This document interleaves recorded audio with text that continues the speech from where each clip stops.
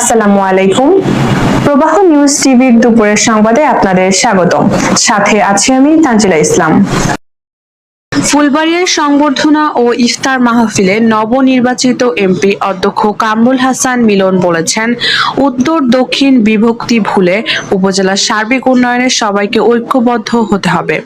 তিনি মাদক নিয়ন্ত্রণে প্রশাসন ও সচেতন নাগরিকদের যৌথভাবে কাজ করার আহ্বান জানান। অনুষ্ঠানটি অনুষ্ঠিত হয় এনাদপুর বাজারে। স্থানীয় নেতৃবৃন্দ এতে উপস্থিত ছিলেন। মাননীয় সংসদ পক্ষ থেকে বরণ করে নিচ্ছেন শিক্ষক মন্ডলী, মাননীয় এমপি মহোদয়কে বরণ করে নিচ্ছেন। আমাদের ইয়াং জেনারেশন নষ্ট হয়ে যাচ্ছে। আমরা আপনাদেরকে বলতে চাই যে জনগণকে আগে সচেতন হইতে হবে। এই ক্ষেত্রে আমরা অনুরোধ করব, জনগণ যদি আমাদেরকে সহযোগিতা করে, ঐক্যবদ্ধভাবে জনগণ যদি এটার প্রতিরোধ গড়ে তোলে, নিঃসন্দেহে প্রশাসন আপনাদের সাথে সহযোগিতা করবে।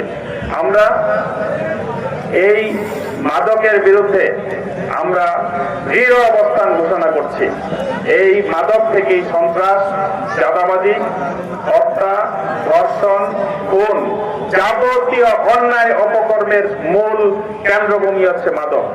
অতএব এই মাদকের বিরুদ্ধে আমাদেরকে অবশ্যই ঐক্যবদ্ধ অবস্থান গ্রহণ করতে হবে। এটা কিন্তু আমারও শত্রু, আপনারও শত্রু।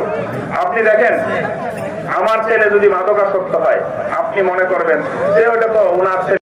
আমাদের নিজের গাছের লেবু ছিঁড়ে খাওয়াইতে পারি, এর থেকে মানে ভালো কথা সৌভাগ্যের। অধ্যক্ষ কামরুল হাসান মিলন সাহেব এবং অন্যান্য নেতৃবৃন্দ এবং এলাকাবাসী সম্মানিত উপস্থিতি, আমরা একটা কথাই বলতে চাই যে আমরা আমাদের এই অঞ্চলে এইভাবে এমপি নির্বাচিত হওয়ার পর আর কখনো এসেছে এটা আমার মনে পড়ে না। আজ উনি এসেছেন, উনি অবশ্যই আপনাদের ভোটে। আমি কোন দলের এমপি নই, আমি নির্বাচনের আগেও এটা বলেছিলাম।